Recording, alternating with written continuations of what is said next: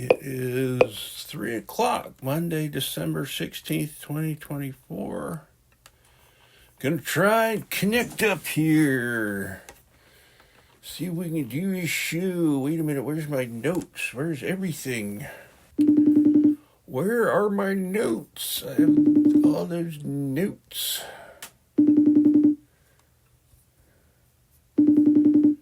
Monday.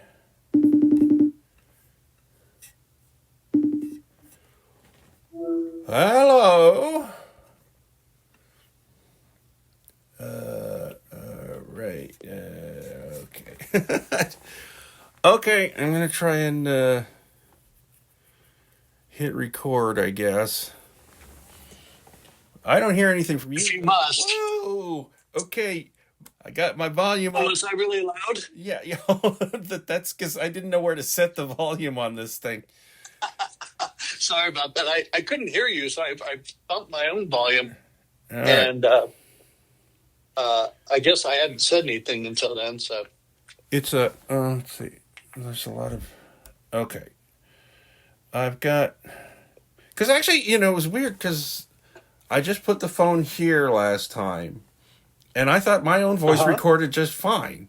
It's just the basic generic voice record app that I think they give you. So no fancy thing. But your voice was coming out of my laptop speaker. gotcha. It was well balanced, like it was the right distance from the thing, because the sound quality was just as fat in the waveform, but your voice didn't have the whole dynamic range. So I'm hoping this external I was all speaker, mid-range. You were all mid-range. This might help that. I sound like I was calling in like the foreign correspondent. I know, like it was my show and you were the guy on the calling in. Thanks for having me, Rob. That's exactly what it sounded like. And it does seem like, I'm hoping like we'll talk for an hour. Maybe there's another good 60 seconds to make another short out of it. And I was trying to There were some good bits. I enjoyed. What was the first one you made? It's the Santa thing. The Santa thing. That was fun. And it was also a good way to okay, before this week ends, I want to put something together. And that was in my head. I'm like, if I can get those clips. Unfortunately, that damn Target Santa ad popped up again. I'm like, it's funny. I had seen it enough times to think I want to say something about this Santa thing. I never noticed what store it was for. I paid no attention to it until I was like, well, I want to find the image. So which store was it? I didn't know. So as an advertisement, it wasn't working because the whole idea is it's supposed to make me want to go to Target, but that's not what I came away with. I only saw it without volume before on TV, I guess, and I saw him put his name tag on K. Kringle. Chris, yeah. But I didn't notice that right above it was a little target. Yeah, I mean, it's kind of, I was like, once I was watching it, I'm like, oh yeah, this is all Target, isn't it? Anyway, so that was good, and I was trying to let me try and do something with our whole deer hunter talk.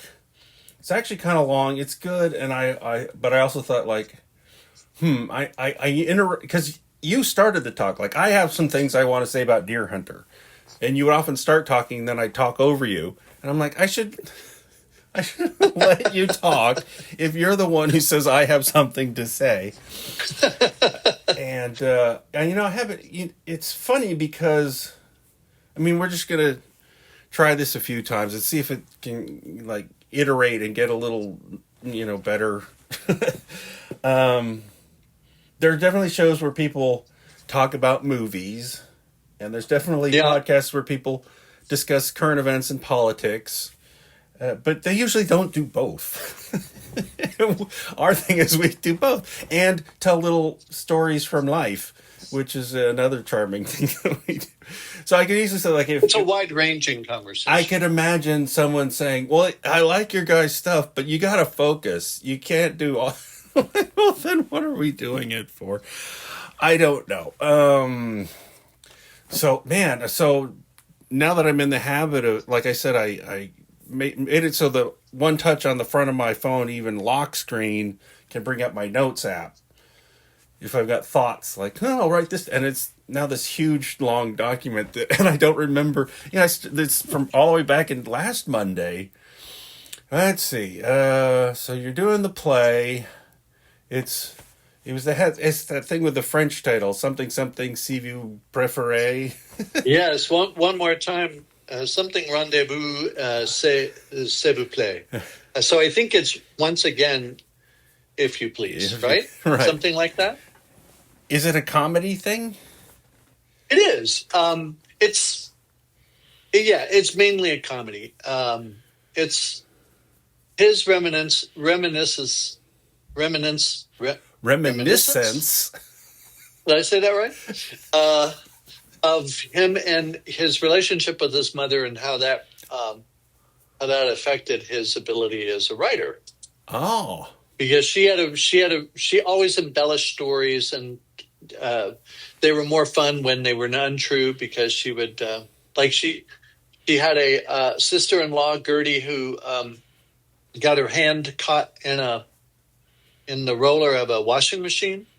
Oh, remember the old washing machines where, you would put the stuff through there to get the water out? Yeah.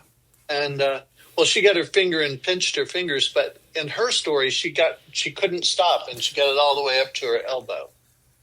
I mean, all the way up to her armpit, which is patently impossible, but it's a good story. It reminds me of Big Fish. Oh, yeah.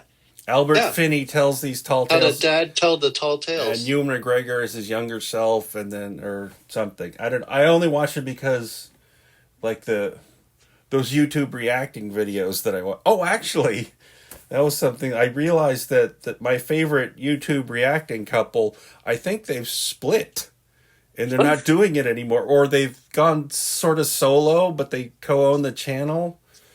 And she's being much more successful with her solo things than he is. So you can see he came on once. It was just him by himself trying not to cry, saying things are tough right now. And instead of reacting to a movie together, I'm like, what is happening? And I even I give him a couple of bucks a month on Patreon. Oh, wow. And I wrote to them saying this is really cool and all, but they've got 3 young kids. Keep your family together. This is really not the important thing. I know it seems kind of, and then this happened after I said that to them as a kids. So that's sad, and I'm also like, but now what whose reaction videos am I going to watch? But there's tons of them. So I felt like I was cheating on these other guys by charting to watch a different one. But anyway, so, I saw a dumb little movie in the theater called Y2K. It's just it's a comedy. It's supposed to be a comedy. I love it. Comedy.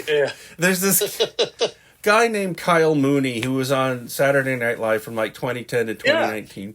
And he was also always doing YouTube things. And I noticed, you start on SNL as a featured player. Right. And if you manage to do well, you become a regular. And so he was, on his first year as a featured player, I noticed he was in a lot of sketches. He was actually writing his own material, writing a thing for him and pushing it through the system and getting on the air. I'm like, not everyone can do that. Some people fold on that. It's a big deal.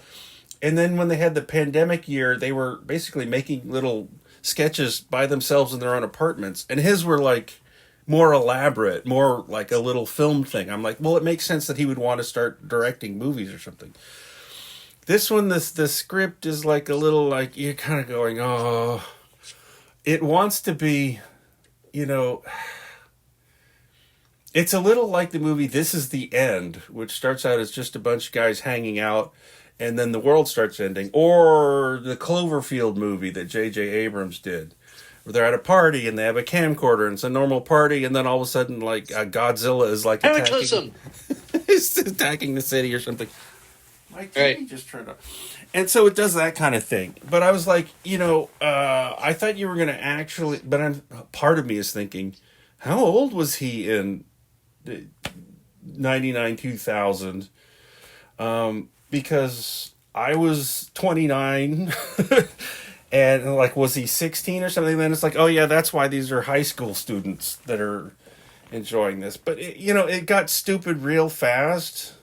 Like, I thought, play with what people are actually worried about that year. I had some friends that, I thought they were kidding. They said, we're going to go to New Zealand for the Y2K New Year's Eve. I'm like, okay, that seems like a long way to go. And the guy said,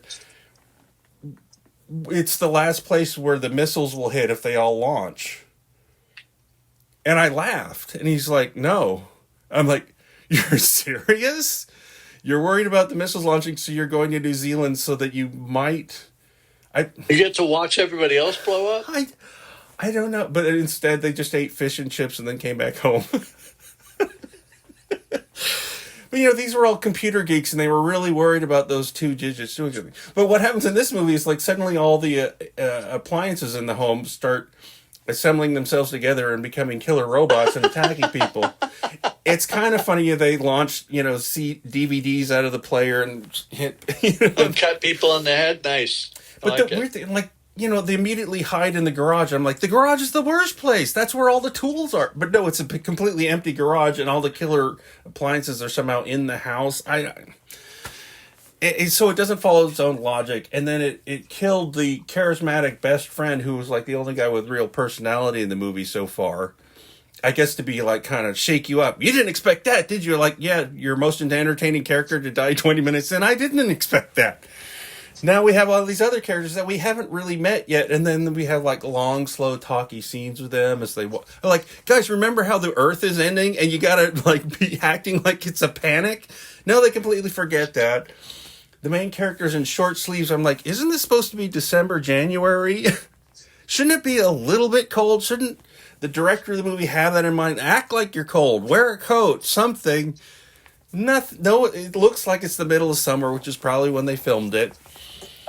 And so all these things are just stacking up to make me... I can't enjoy this. It's not good enough somehow. It's not following its own rules. Like, whatever hey, we got another gag, but it breaks the logic of the last few... and then ultimately they upload... They run into Fred Durst from Limp Bizkit for some reason. I don't know why. Huh. And instead of singing something he would have sung in 1999, he sings George Michael's Faith to give them morale to, like, finally defeat... And that the ultimate computer they need to destroy is in their high school. I'm like, why would it be in your high school in Nowhereville, USA? This is a global event. You've forgotten this is a global Y2K thing? Just think through your premise if you're going to go to all the trouble of making a motion picture and putting it in theaters. Anyway, so that was a slightly disappointing experience. Also, I am not ready to see Alicia Silverstone in frumpy middle-aged mom roles, which I'm like, oh my God, is that mom? Oh my God, that's Alicia Silverstone. She's my age. I keep forgetting. Everyone's 54 and looks like this now. Yeah. But I had just seen Clueless a couple of weeks ago. I'm like, oh man, when she was, whatever age she was in that. And wearing... From her classic period. In her classic period, yeah. She doesn't quite look like that anymore. No, she's smiling and it's still that, like, quirky, like, slightly crooked smile that I don't know what it was. I'm like, oh!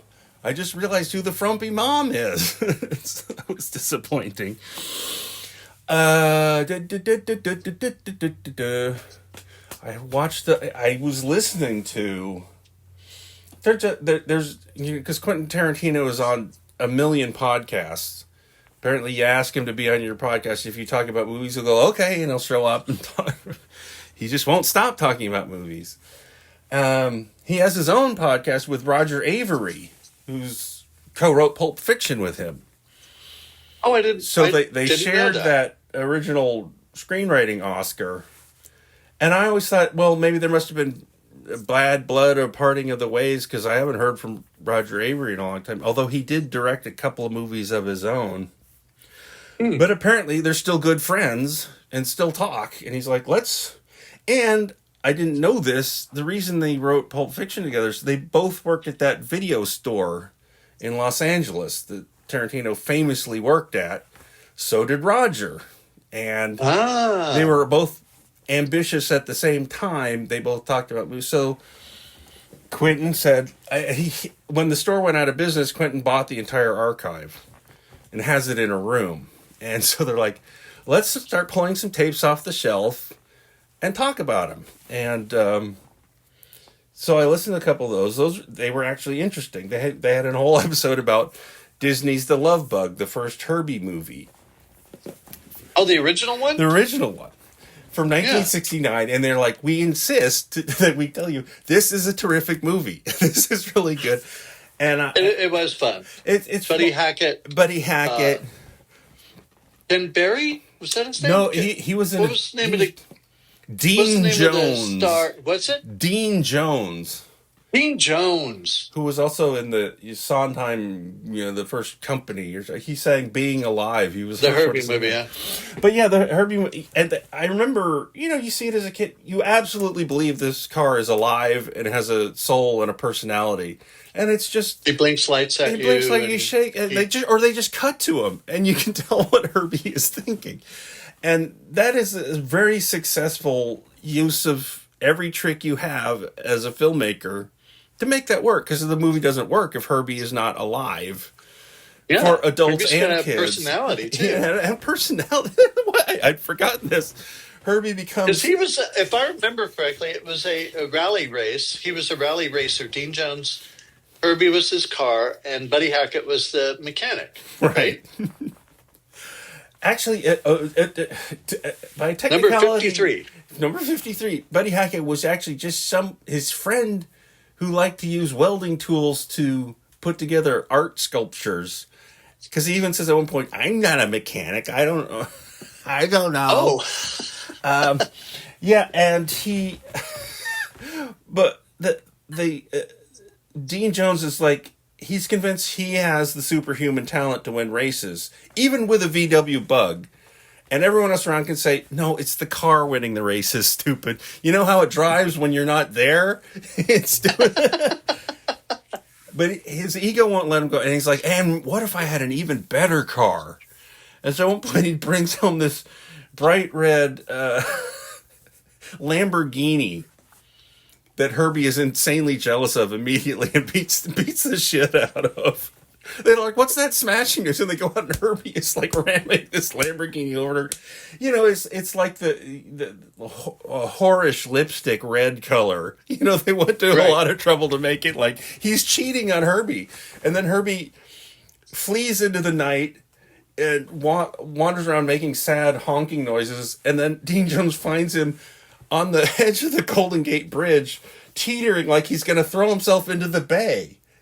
Suicidal he's become. Like, I don't remember that part. I don't remember that either. As a kid, do you even know what Herbie? that Herbie was going to himself into the San Francisco Bay. I didn't remember that. But I'm like, this is a good conversation about a movie, and I'm like, well, we're doing that. And like, how are we stacking up? I'm like, I think if we let if I calm down a little.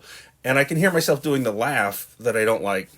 When I laugh, it's like, don't do that so much. And I don't know. I think it's because I'm having fun, but it's also because I'm a little nervous or something. Like I said, if I'm... I never noticed it. I do it. You just notice it on the recording. Huh? I know on a recording. I do notice. I remember when I had one cameo scene in the Crone Experiment where I'm on camera. And I've written the scene. I know what the dialogue is. But after we did a couple of takes, my dad was like, "You're laughing every time you say a line. And it sounds really weird." And I was like, "Am I? Okay. Good note." Because I wasn't rewinding and watching, but I'm like, I know exactly what he's talking about. I forget I do that. So I had to do it again and play it much more straight, which is why in the film, I sort of talk very declaratively in sentences like this. Yes. Because otherwise I would have sounded like this. "Hey, where's that black hole going to come?" I don't know, man. I don't know. But anyway, oh, I asked you about the play, and I meant to keep talking about that. So is it basically like just a 2-actor thing? The Yes, two-hander. it is strict. It's a two-hander, and it's told from it's a reminiscence. Hey, I could say it that time. It's a reminiscence. So the playwright, the stand-in for Tremblay, Michel Tremblay,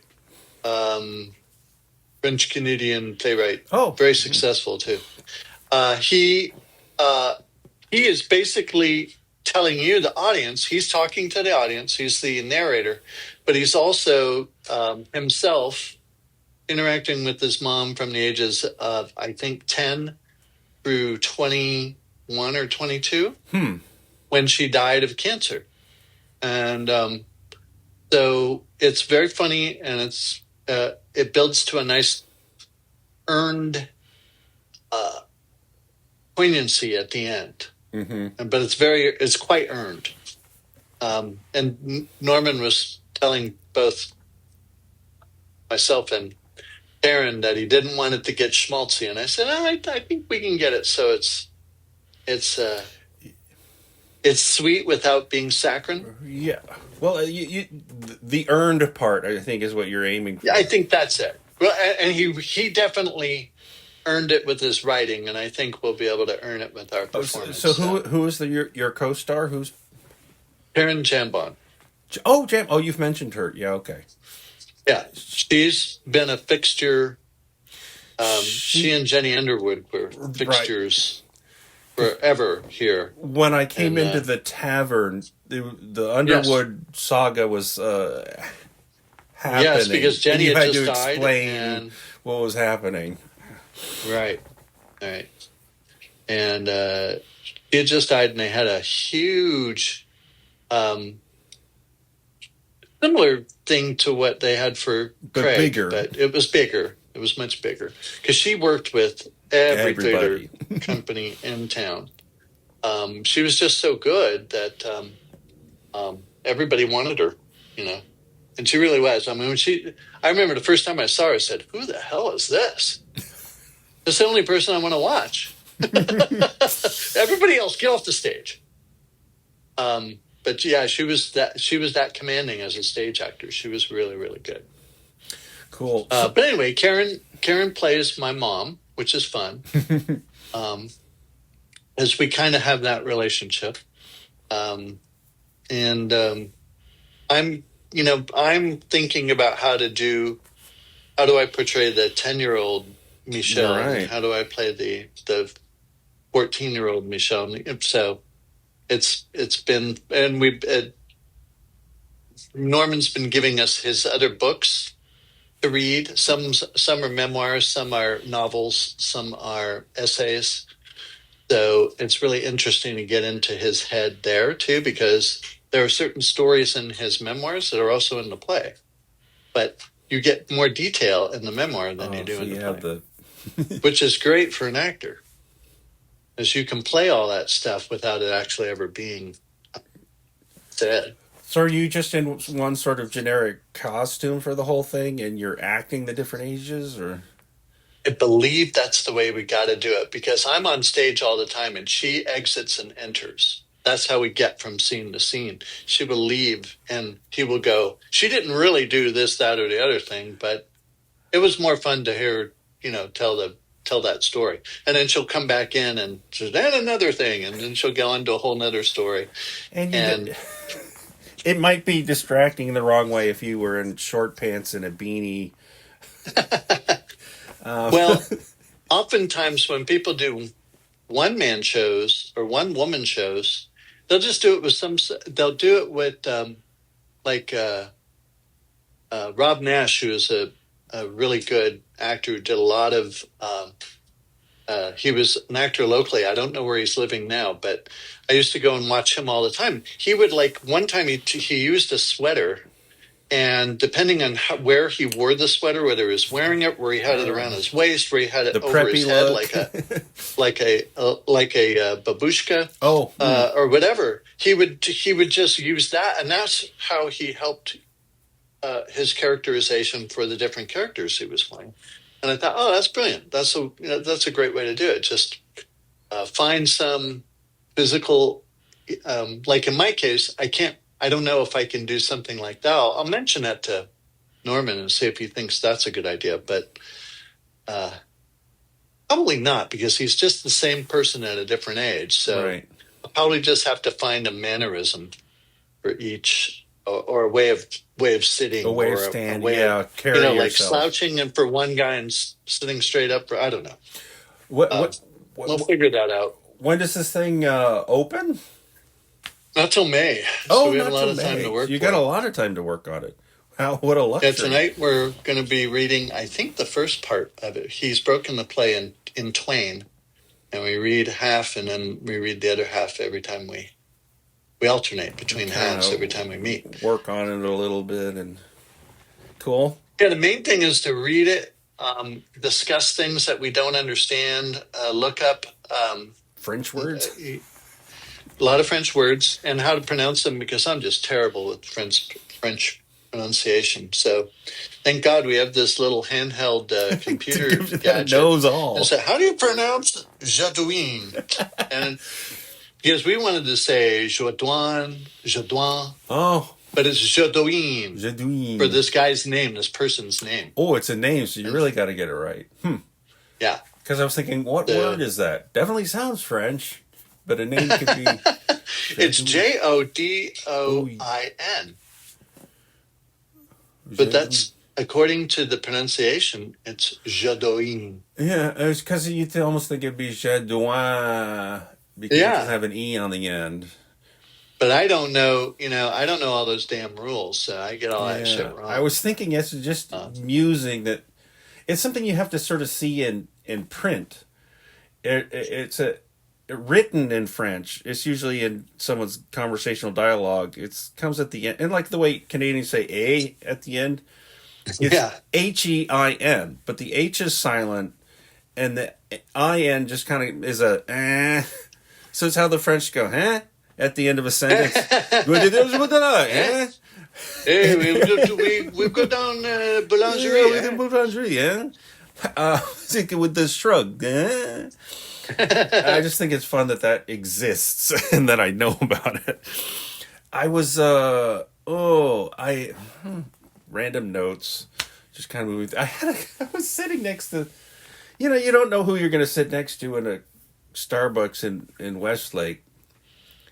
But these guys were really having a loud conversation, very excited. And actually, if I didn't hear any of their words, it's like we get into a conversation about movies. We're very excitedly talking back and forth. And I realized they were just, for a full half an hour, talking about watches. It's almost like in American Psycho, where they're trading conspicuous status symbols. Rolexes, Apple Watches, how shitty Apple Watches are unless you get the right color with the right band and the Roman numerals, and on and on and on and on until at first I was tuning them out and I'm like, what is it they're talking about? I'm like, they're still talking about it. They're still talking, and then they get into did it have the serial number that starts with a G? No, I don't care about that. They're so fun. But is it the right one at the right price? Did they polish it? Did they polish the glass? They had so much to say about fancy watches, and it sounds like I'm watching a comedy sketch that's like satirizing them or something.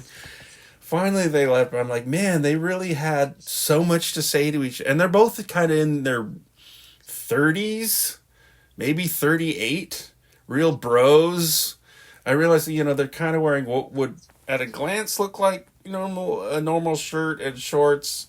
And I'm like, oh no, everything costs at least $500 each piece. Okay, enjoy your lives, fellas. I think you might be prioritizing the wrong kind of things is what's important in life. But okay, have a good time. There was I don't know. So, I don't want to just bash the rich, but I kind of do. There's certainly some of that Watch Bros sentiment coming, the whole healthcare CEO thing and the class thing, and even the Pod Save America guys went crossways with their audience the same way Ben Shapiro did. They were slightly on the wrong side of it, and the comments and dislikes like started rocketing up.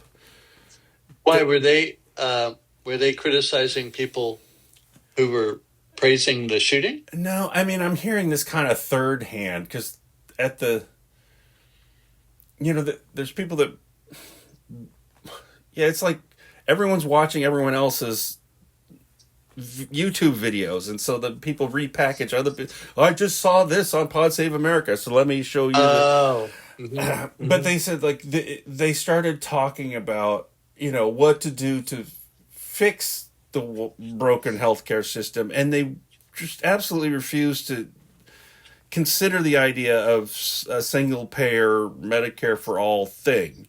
They're immediately like, pull that off the table, and we got to start talking about, well, we can do these little reforms down here. And that incensed people. Like, and then someone said, oh, it turns out actually Jon Favreau was on the board of a company that was going to try and lobby around the 2020 election to stop Democrats from talking about single payer anymore. Like, we don't, but I'm like, well, okay, my slightly more nuanced take on this is that they are all veterans of the original Affordable Care Act fight. They got the bruises and scars of having gone through that. Maybe they just see, it's just unrealistic to like be Bernie Sanders and say, we got to have the single payer, even though clearly that seems to be where the temperature of the country is. Like, we've had enough. Some people have suggested not saying single payer anymore or Medicare for all or anything like that, but just say universal health care. We want to provide health care should be a right, should be universal. Everybody should have it. Well, how do we do that? In other words, what do you want the outcome to be? Yeah. Now let's argue about how to get there. And most people, I would say about somewhere between 68 and 73% say, yeah, we want that. We want, because people don't love United Healthcare denying their claims, right? That's not what they love about their healthcare. It's not fighting with the insurance company about covering what they said they were going to cover. They just want to be able. Here's what most people want: they want to be able to go to the doctor they want to go to. They want when the doctor says you need this, they want someone to pay for it. Yeah.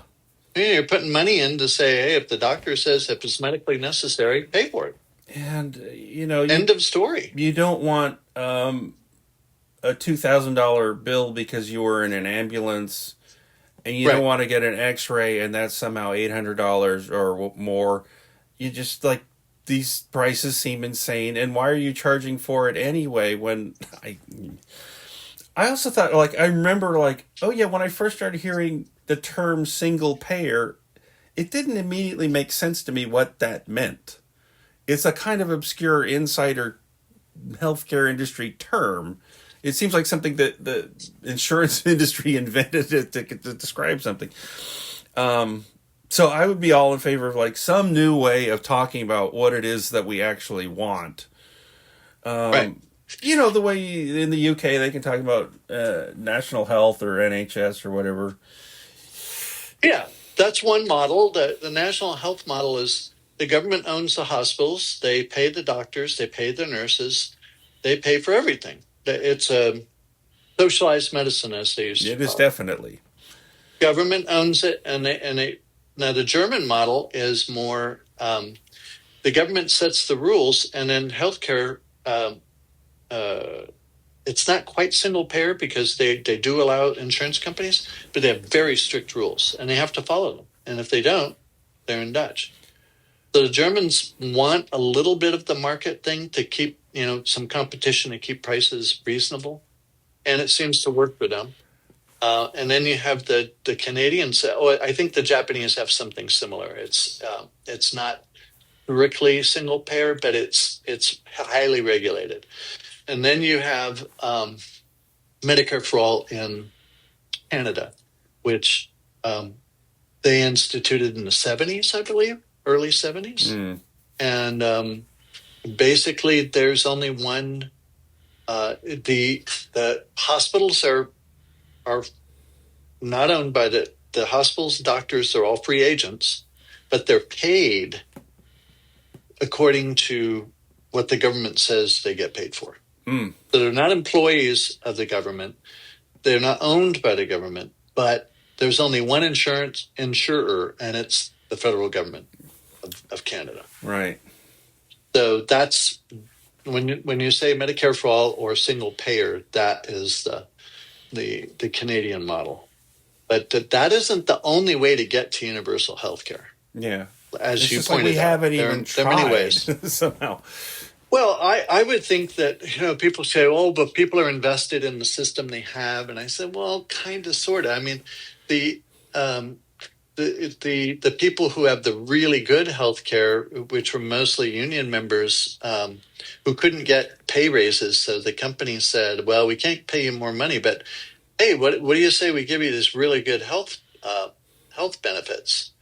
And back then, when they started it in the 70s, the prices were low. And so they could give, these families, you had 12 kids? Yeah, no problem. And you didn't pay anything. And but then as costs became higher and mounted, that became kind of Cadillac style. I mean, they were paying out the wazoo. So the idea is, how do you transition from what we have now to something that's more universal? And I have many ideas about it, but the simplest thing is to, at least, if you're not going to have a mandatory single or government payer, have it as an option. That I don't have to buy United Health. I don't have to buy Blue Cross Blue Shield. I could buy the government one. I can buy into the government one. And since they only have a 2% overhead, and they're prohibited from caps and all the things that, denial of payment that the other ones would do, they would probably be extremely popular. So I'm just saying, don't argue. Let's not argue about it. Let's say, okay, you can have all that. You can go with those, the people who. I mean, we might find out of their overhead is how popular they really are. Right. Well, when you're paying a 30% premium to pay for the people who will tell you no to your claims, as opposed to the government, which doesn't have anybody said no to your claims. They have to follow the rules, and they're only going to get reimbursed this amount of money for this procedure. But it works. One of the most popular healthcare systems in the United States is the VA. Mm. The Republicans want to tell us that, vets are treated horribly. And I talked to my brother out in Northern California, and I say, hey, how's your VA care? And he goes, oh, it's excellent. It's great. He said, any long wait times and wait lists and all that stuff? And he goes, oh, no, it's like they're really efficient out there. And they now that could be different from a VA, say, in Tennessee. I don't know what it's like, but he loves his VA care, and he didn't get paid. That's truly. Now they do own the buildings and they do pay the doctors, so that is more like the NHS, but it's just for veterans, right? And they get amazingly good benefits, especially since what was the burn pit legislation? PACT Act. That gave people who were exposed to this higher disabilities, so they get more money, and they're decrying it as, government handouts. But I said, well, government handouts, people who were exposed to toxins, and now we're taking care of them. Yeah. So, anyway. But yeah, the VA is extremely popular. It runs very well. And instead of complaining about it, just fund it properly. Yeah. And it'll work fine. There are always fights about this. I mean, it's important to ignore the naysayers and the people that want to say, no, we cannot do this change. I mean, the ACA fight, it was a series of compromising and dumbing it down from what they originally wanted for people that were never going to say yes. Correct. and they took, there were people, he didn't even start with single payer and then go to the system. The Romney Care system. Yeah. he started with Romneycare, and we said, well, Republicans went for that, so why don't we start there? And they were going to add, they were going to do two really cool things: the public option deal, and also lowering the entry age for Medicare to 50 years old. And Lieberman nixed both of those things because his Republican handlers, he didn't really have it, but they were saying, that's the beginning of socialized medicine, Joe. You can't go for that. And he goes, I can't go for socialized medicine. I can't go for socialized. I used to hate the way Joe Lieberman talked. He did have a weird speech pattern. Yeah, and everyone kept wanting him to be their VP pick. I'm like, why? Is he just that awesome to hang out with in the Senate cloakroom or something? I don't know. His charisma is not apparent out here in USA land. I think it was, people thought of Gore as too liberal, and so Lieberman was considered more conservative. Yeah. I mean, I guess if you're going to be orthodox about your religion, you probably have a conservative bent to yourself at some level. Yeah. I mean, but McCain wanted him to be the VP also. Although it turns out that would have been better than Sarah Palin. But I got one more note here. It's not really so late. I went to eat at Maudie's, get some tacos, yum yum, and then they brought the check, and the fold, and then I took my credit card out, put it in my wallet, went to the restroom, drove away, and I'm almost home, and I'm like, did I sign the check? Did I leave a tip? I didn't. I took my credit card, put it in my wallet, and left like a complete jerk. I don't want them to... I want to eat there again. I better turn around right now and hope that waitress is still there and I can explain but I don't have an explanation. It's just like my brain checked out like, forgot. I'm done with this process and I'm leaving. As soon as my card was in my wallet. But yeah, I drove down. Unfortunately, by now it was like a little past 3 p.m, so real slow. They're just kind of standing around chatting, and I walk in, and there's the waitress. And I said, did I forget? Like, I'm overthinking as I'm driving up. What am I going to say? I'm like, don't say that much. Just keep it minimal. Did I forget to sign my check and leave a tip? And she's like, yes. I'm like, I'm so sorry. Can I fix that? And she got it out, and then the manager was like, oh, I already rang it up as no tip. It's not, I can't run it again. And I'm like, well, I have cash, and I gave her $5 and got out of there and said thank yous there. And then I'm like, well, it's the holidays. I don't know. But it was really embarrassing. I've never done that before. And it was, because I even like, it was a nice day. I hadn't quite finished reading the paper, but I was done with my meal. And it's right across the street on Lake Austin from the big H-E-B that they built there that has like, patio and hangout spots to just sit there. Oh, so I actually sat there across the street from the restaurant for 20 more minutes reading the rest of the paper before I got in my car and then drove home. So I had those whole 20 minutes to remember and just walk back in. And you didn't. And because, I didn't. Yeah. I had moved on. So I'm just glad it kind of did occur to me. Somehow it floated back into my head, the image of the check. Oh, yeah, I didn't ever pick up a pen. And I realized that they sort of tossed the wallet with the bill in it onto the table. My card flipped out onto the table. So I never actually picked it up and opened it and saw the paper and the pen. I just took up my credit card, and once it was in my wallet, that muscle memory is like, well, that means the end of the transaction. I guess I'll go. Very embarrassing, but I'm like, yeah, I hope that was the right thing to do. I'm like, should I just like let it go? No. It's not that far. Go back there and try and fix this. That's because, I'm trying to, because she was really nice as a waitress too. It was a very pleasant meal. The idea that she thinks I stiffed her, it was really kind of rough. I'm not that guy. I was just spaced out. Is that You're just okay? absent-minded customer. That's all.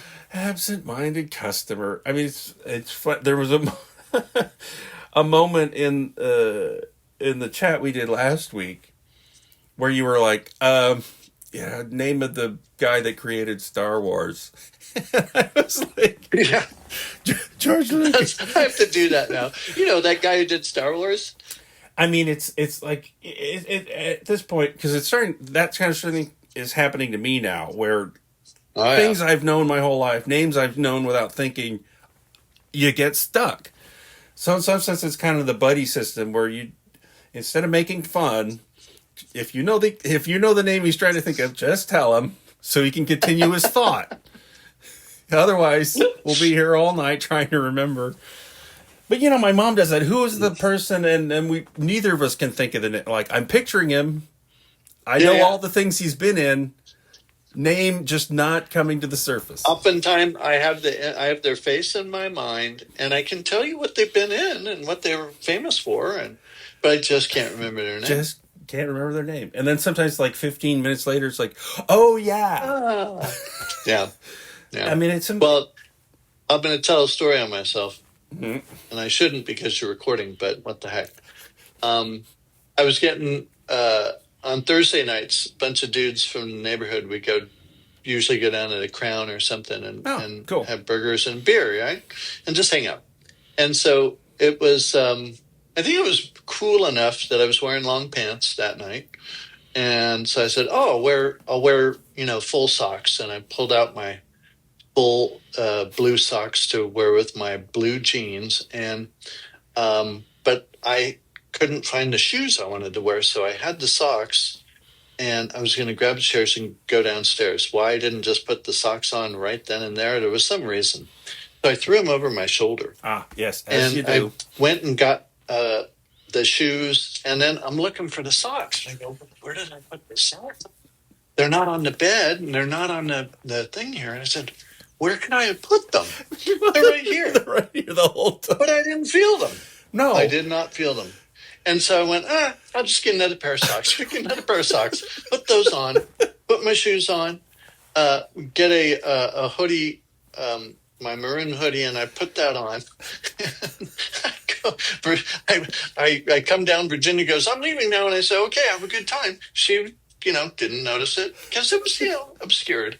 And I meet the guys at the Crown, and nobody notices anything. And I'm sitting there, and we're having beers, and I'm eating.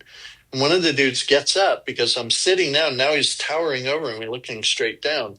And he goes and gets his beer. And when he comes back, he's just looking at me like I had offended him or something, like looking at me like. And I went, what? Do I have crap pouring down my back, or what's going on? And he reaches down, grabs the socks out, and throws them at me. He goes, what the hell is this? And I went, there they socks, are. That's where they were. And then had to endure ribbing by your buddies. Oh, yeah. But, at this point, I just, it's just a funny story at this point.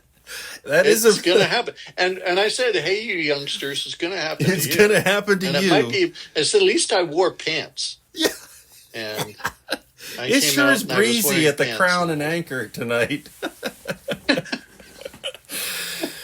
Oh, yeah. I mean, I remember my grandfather getting a little out of it and he put on a pair of socks and then he put on another pair of socks over the pair of socks. Oh, at least I didn't do that. Yeah, well, there was one time he came to dinner and a chuckle started going around and we all noticed he was wearing 2 pairs of eyeglasses. And no one wanted to say anything. We were all young cousins, 8 and younger. And we were all kind of like snickering like you do in church when you can't. And of course, poor old grandfather has no idea what all this mysterious laughter is at the dinner table. Oh, yeah. Well, we're not there yet, but things are... The not being able to remember a name that I've always known is like pretty... it's a little scary, too. It's annoying. Yeah, but it's a normal aging thing. I think it makes me think about how memories are stored, and it's like there's got to be a different because both think. I can see the face. I can even know the filmography. But the name is stored somewhere else, and it's just not making that attachment somehow. Got all the other info, but this is actually in a different filing cabinet over here. So you actually can't get it by... It's like we're looking at the right brain visual stuff, but it's the left brain that has the letters in the right order. That's my theory, anyway. So, and it's even when people were younger, I knew people who would call Jack Nicholson Jack Nicholas. Oh. And vice versa, and just because they were so similar names, and he was a golfer, and so making that change made sense. You just I would laugh at him, and he goes, "Why are you laughing?" I said, "You just called Jack Nicholson Jack Nicholas," but I can't. I live in a glass house. I can't throw rocks anymore. So there's something like I decided, because, like I said, sometimes you just want the person to keep finishing the thought. Yeah, finish the story. I know what you meant. If you mixed up a name and I know what you meant, and I'll just, especially like I decided not to just interrupt my dad and do that. But if my mom's there, she will say, "Stop! You said, what name did you say?" As if she can't make the leap to like what the obvious thing he meant to say was, and she'll take up a good 35 seconds not letting it go. Until almost like, where was I? What was I saying? And none of us can remember now. So it's like, just, it's obvious who he meant. Yeah. Or, what are we shopping for? And you say the wrong product name or something. And it's like, but we know which one we meant. Yeah. Oh, well. My parents, it's funny to see them turn into sort of an older couple version of who they were. And there's some old couple mannerisms that didn't used to exist, that now they're like the honeymooners in these weird little ways. The way they bicker is not the way they used to bicker when they were in their 40s and 50s. It's different now. And sometimes it's amusing and sometimes it's not very funny. Because it's almost like it gets a little mean. My mom gets a little mean-spirited when it's like we're all human beings and she's just like, I don't know. And it can be like she's calling someone out for a thing that she also does, but it's real tricky business to point it out to her. Because you can set glass houses, Mom, glass houses. It's all a delicate balancing act. It is. Okay, well, we've talked for, once again, we've, like that, what did they used to say at the end of Car Talk? You wasted a perfectly good hour. Listening to Car Talk. Click and clack, the Tappet Brothers. The Tappet Brothers. That was an entertaining show. I didn't even know that much about cars, but it was still an entertaining show. And part of it, the people calling in were calling in because they didn't know anything about cars. Oh, my car is broken. I don't know what it is. Well, what do you got there? And then they would know what engine it had and therefore what the thing was that was gunked up. Yeah, it was amazing. Like one of the dudes, I forget which one it was. I think it was not Tommy, but the other brother. Don't ask who actually had a shop. Right. He actually had a car shop for a while. And so he knew, if you mention an off-brand nameplate from Chevrolet from 1980s. He remembered it, even though they don't sell that thing anymore. But so it was a fun show. It's good to have an expertise in a field. So there's something about just hearing someone that actually knows their stuff talk about their stuff that's entertaining, even if you don't know it. Right, and they were very entertaining. So.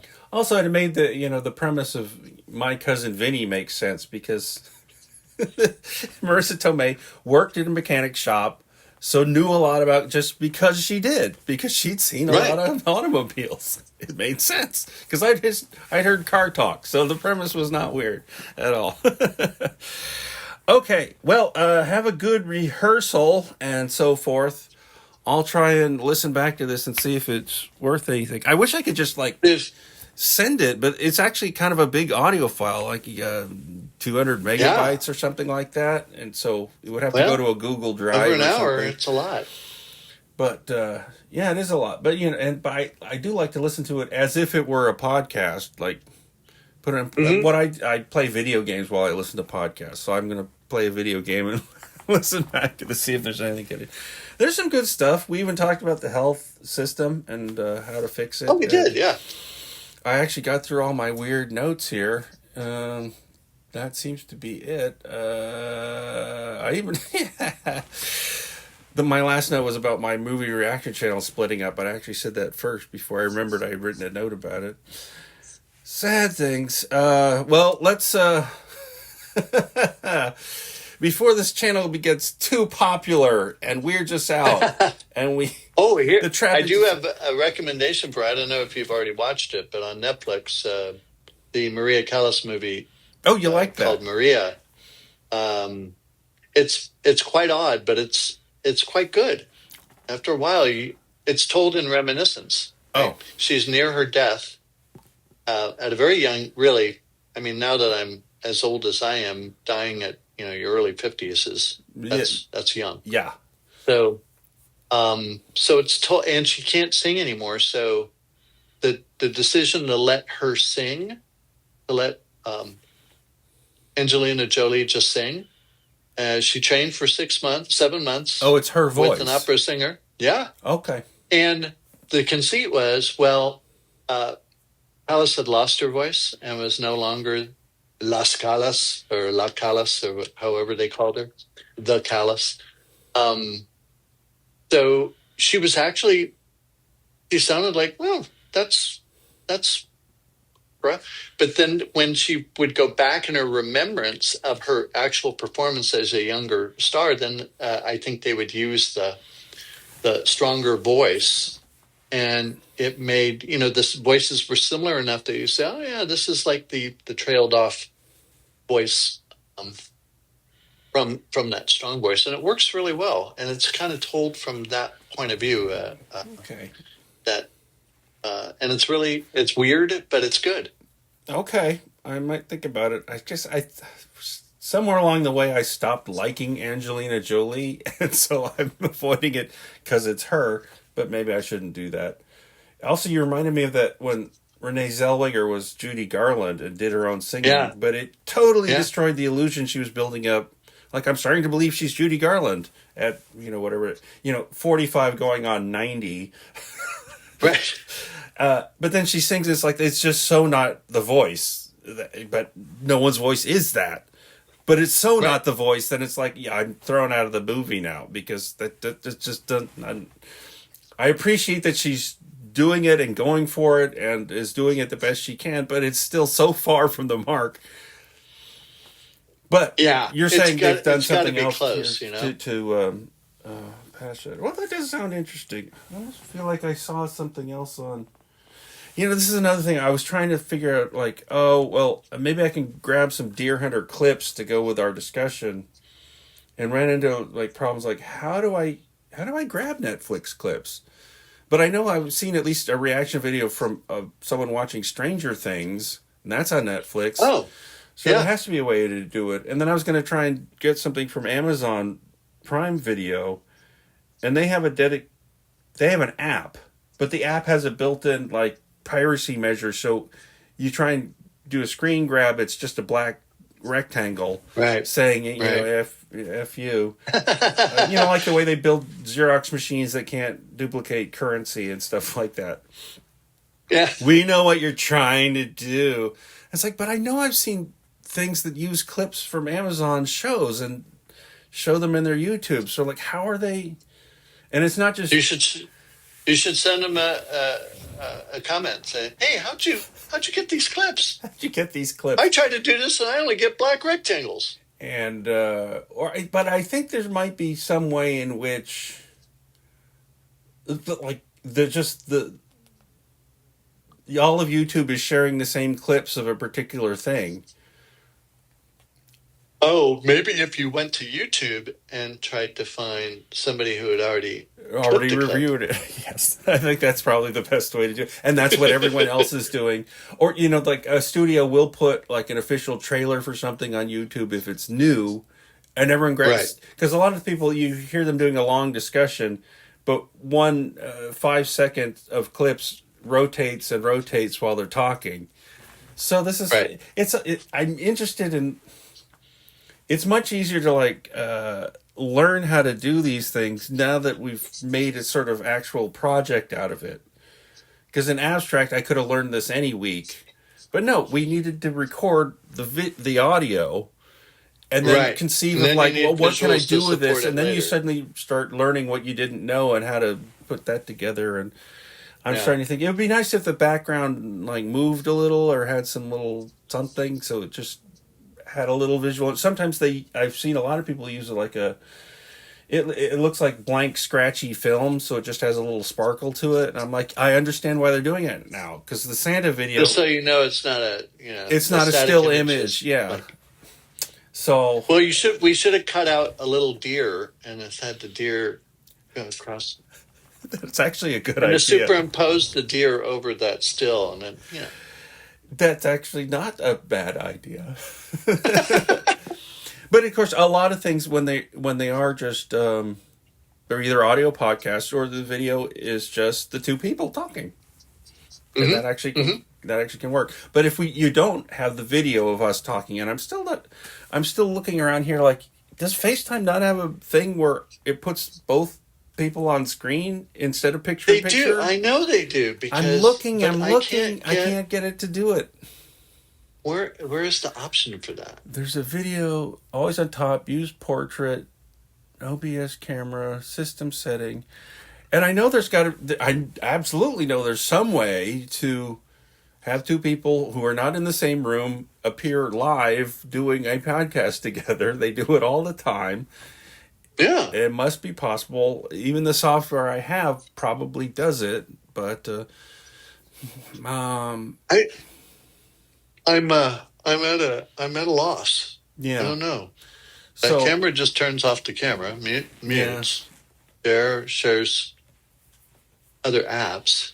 I don't know. I'll look it up later. But so one thing at a time. If we can get something out of the recording each week. And it was funny because I learned that shorts can be at most 60 seconds long. And we talked for 58 seconds about Santa, which was like absolutely perfect to work with. I don't know what we talked about this time that would be that short, but maybe there's some way of like clipping something out. But also the longer thing, I'm not sure. I still haven't committed. I mean, I uploaded the Santa, and that was cool. And it is true that shorts get immediate attention in a way that longer videos don't.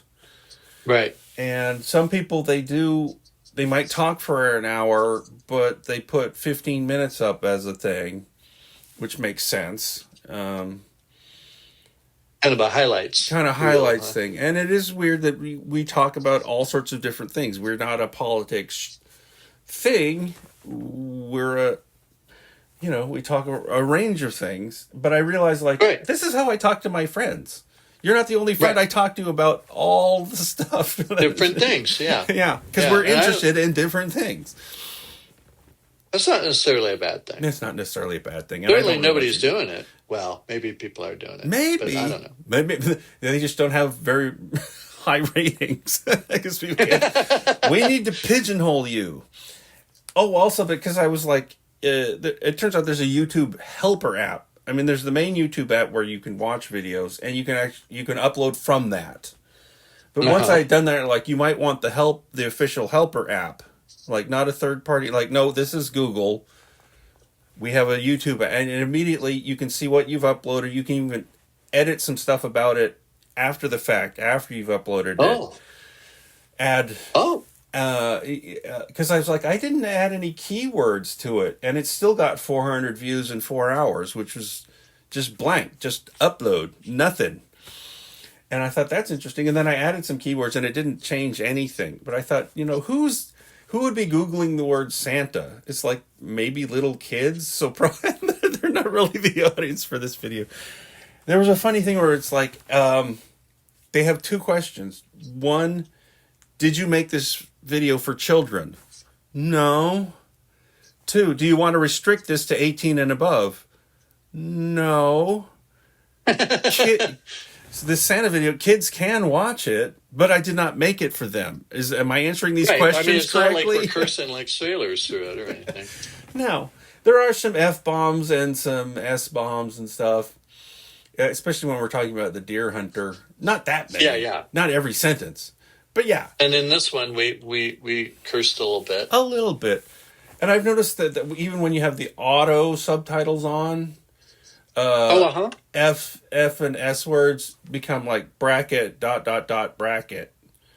Oh, is that right? Yeah. In case a kid is watching from across the room or something, they don't bleep the word in the audio, but they bleep the auto subtitles. I have to say that when I was watching the deer hunter one, it did a pretty good job of auto captioning. I tweaked it a little bit. It actually tried to both the Russian names that I butchered twice. It had a reasonable spelling for two different Russian names. Yeah, it makes a lot of it. I tried to tease out some weirdnesses in it, but I'm like, generally, it actually was not worth the time I put into trying to massage it. And in fact, if I were really going to upload it, I probably would not put. It was really helpful as an editing tool, like I said, because you can use the text to like go back and forth. But you'd probably just upload it and have YouTube generate them on the fly again. Although sometimes I think because you were slightly tinnier phone sound, it wouldn't always know. But it's a pretty good technology, just that it did a pretty good job. I was impressed. When we added those, our method for the pantsless detective, we let it do its best attempt to do the captions, and then I edited them, and it took me a couple hours for 5 minutes. Every time, because there were a lot of things that went, really? That's what you thought I said? I actually did. It had no idea when you said Arvin what you meant. It was like a name like Arvin, or it had several different guesses, and it didn't seem to know the name Walken. Oh, really? It thought it was the word walk, and then the preposition in. Yeah, so I caught those. Walk-in closet, or like walk-in closet, or various things like that. But at a glance, if I wasn't paying attention, it looked like a normal English sentence that didn't have a problem in it. Right. So it's a perfectly good guess as to what we were saying. Just wasn't right. Yeah. Just wasn't right at all. Yeah. But it did know Viet Cong, which was interesting. Had no problem with that. Yeah, I don't know. So I can. It feels like the early stages of something that will iterate and get a little more. The post-production process will get faster and more efficient. Yeah. And what we want to do with it and what we want it to look like. We don't even have a name for it. Right. It'll get better as we do it a few more times until it's like, yeah, this is starting to actually look like the thing that we think we want to do. I guess I don't know. It reminded me of when I set out to draw a graphic novel. And at one point I had to take a blank page and do, okay, page 1, panel 1, and draw that. I'm like, that's okay. And I made it as good as I could. But when you're on page 75, your drawing style is streamlined from page 1, panel 1. You can see the development through the pages of the book. Taking a lot less time, right? You're taking a lot less time. I know what to do, what not to do. You start to get a rhythm of scanning the thing, putting it into Photoshop, getting the captions on it, blah, blah, blah, and out. And then, okay, next one. And it becomes a... Yeah, but I like that. I'm like, well, that turned out well. I actually did finish that graphic novel, so we'll see where this goes. Or we'll just go back and let's just chat. Never mind all this foo-for-all. All right. Okay, cool. Well, thanks for taking the time. No, my pleasure. All right. And we'll see you next week. I guess so. It's going to be the 20... Ooh, we're getting real close to Christmas. 23rd, isn't it? Yeah, and my brother and his family will be here, so I don't know. I might not be here. if we have to do a special, I might have family here too. But I don't know. Maybe we could do it. Maybe we can have family floating in the background. And do a special official Christmas episode, of course. a very special Tom&Rob Christmas, or maybe like a half an hour we can cram in on Monday. Yeah, do a short thing, and I'll even wear my Santa's cap or whatever. Okay, that sounds good. All right, I'll see you then. All right, bye. Bye. How do I stop this crazy thing?